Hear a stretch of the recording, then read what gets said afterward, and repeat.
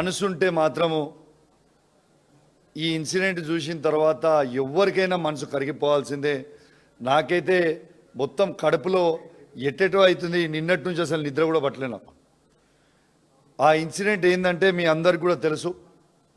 నిన్న శ్రీ వర్షిత అనే ఒక అమ్మాయి వంగర గురుకులం స్కూల్లో సూసైడ్ చేసుకొని చనిపోవడం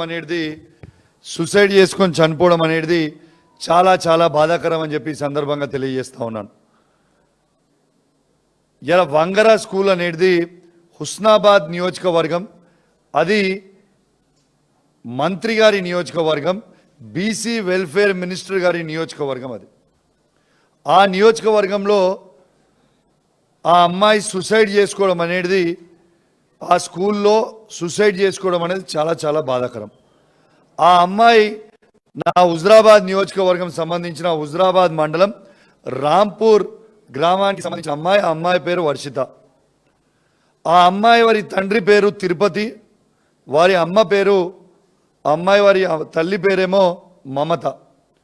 వాళ్ళిద్దరు పాపము 3 ఎకరాల భూమి ఉంటుంది. ఆ 3 ఎకరాలలో వాళ్ళు కూరగాయలు పండించుకొని హోల్సేల్గా పొద్దునే లేచి కూరగాయలు అమ్ముకుంటూ ఉంటారు వాళ్ళ తల్లిదండ్రులు.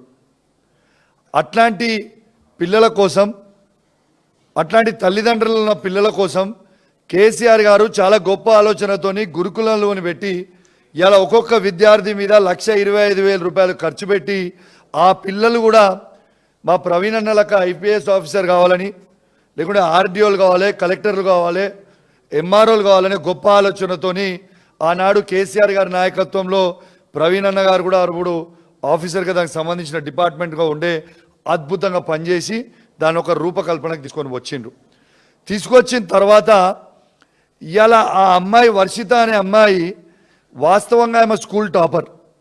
ఆ అమ్మాయి ఆ స్కూల్ నుంచి స్కూల్ టాపర్. ఆ అమ్మాయి హనంకొండ కలెక్టర్ గారి దగ్గర నుంచి మొన్న అవార్డు కూడా తీసుకోవడం జరిగింది.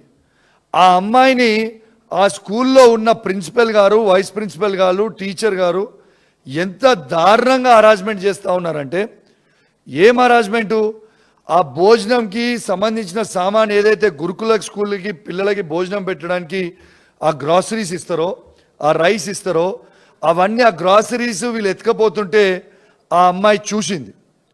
ఆ అమ్మాయి ఆ స్కూల్లో స్కూల్ క్యాప్టెన్ అమ్మాయి, 600 మెంబర్స్ ఆ క్లాసో ఆ స్కూల్ క్యాప్టెన్ ఆమె. ఆ స్కూల్ క్యాప్టెన్ని ఆమె చూసిన తర్వాత ఇది బయటికి చెప్పొద్దు అని ఆ అమ్మాయిని హరాస్ చేయడం మొదలుపెట్టిండ్రు. కానీ ఆ అమ్మాయి చాలా బ్రైట్ స్టూడెంట్. చెప్పిన తర్వాత ఒక 1 వీక్ బ్యాక్ దీపావళి ముందు ఇంటికి పోయింది.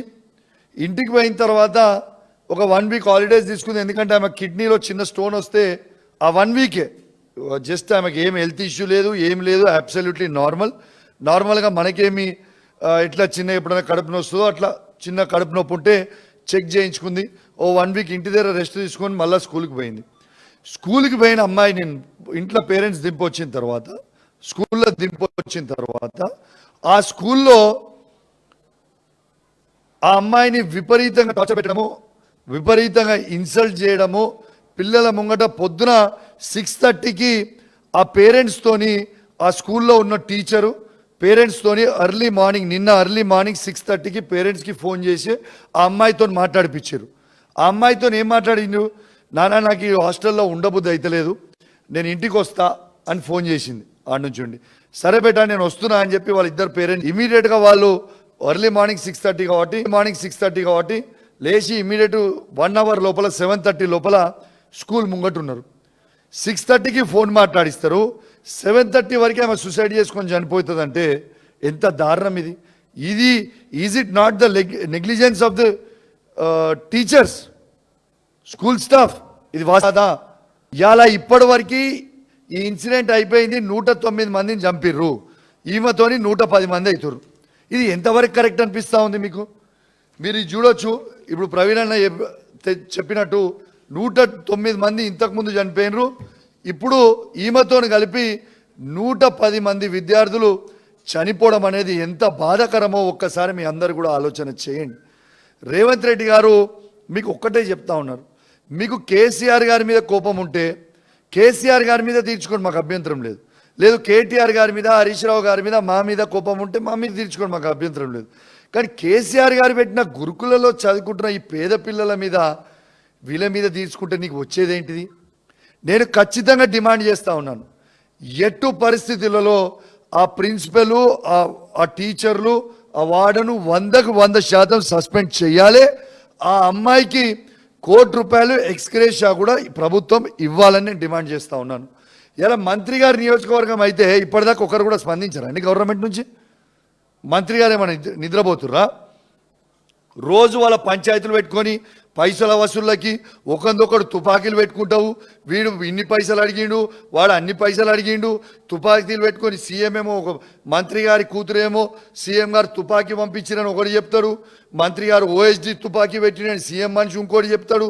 ఈ తుపాకీలు పెట్టుకొని పైసలు పంచుకునే టైం ఉంది, కానీ ఇట్లాంటి పేద విద్యార్థులు చనిపోతే కనీసం ప్రభుత్వం స్పందించదా అని నేను అడుగుతా ఉన్నాను. నిన్న నేను తీసుకుపోయి డెడ్ బాడీ తీసుకొని రోడ్డు మీద పండుకొని ధర్నా చేసే వరకు కూడా సొయ్యలేదు ప్రభుత్వానికి. ధర్నా చేసిన తర్వాత కలెక్టర్ గారితో మాట్లాడితే కలెక్టర్ గారు అష్యూరెన్స్ ఇస్తే అక్కడి నుంచి తీసుకొని పోయి మా పార్టీ పక్షాల నుంచి మా వంతు సాయం చేసి వచ్చినాం. పనికిరాని చిల్లర వాళ్ళు, ఈ కాంగ్రెస్ బీజేపీ చిల్లర వాళ్ళు కొందరు మాట్లాడి ట్రోల్స్లు చేసి కామెంట్లు పెడతారు. సిగ్గులేవు మీకు కొంచెం కూడా? బిడ్డ జాగ్రత్తగా ఉండ్రి. కాంగ్రెస్ బీజేపీ వాళ్ళకు కూడా చెప్తున్నా, ఇష్టం ఉన్నట్టు ట్రోల్ చేసుకుంటా, ఇష్టం ఉన్నట్టు మాట్లాడితే తాట తీస్తాం, తోలు తీస్తాం. బిడ్డ ఏమనుకుంటున్నావు? నిన్న పోయింది రాజకీయాల కోసం కాదు, ఇలా ఎలక్షన్లు లేవు, ఓట్లు లేవు, మానవత్వంతో పోయినాం. ఆ పేద కుటుంబానికి అండగా ఉండాలని పోయినాం. ఆ పేద రైతుకి, తిరుపతి గారికి, వారికి తల్లి మమత గారికి అండగా ఉండాలని, ఇలా వర్షిత వారి తల్లిదండ్రులకు అండగా ఉండాలని ఇలా పోయి గట్టిగా నిలుస్తాం. మేము బీఆర్ఎస్ పార్టీ పక్షాన మాకు కేసీఆర్ గారు నేర్పిన సంస్కారం, మీలక చిల్లర పనులు మేము చేయం. ఎట్టు పరిస్థితిలో దీని మీద యాక్షన్ తీసుకోవాల్సిందే, వాళ్ళని సస్పెండ్ చేయాల్సిందే. మీరు గిట్ల వాళ్ళని సస్పెండ్ చేయకపోతే ఖచ్చితంగా మేము బీఆర్ఎస్ పార్టీ పక్షాన మేము పెద్ద ఎత్తున బృందాలను తీసుకొని ఆడికి వస్తాము.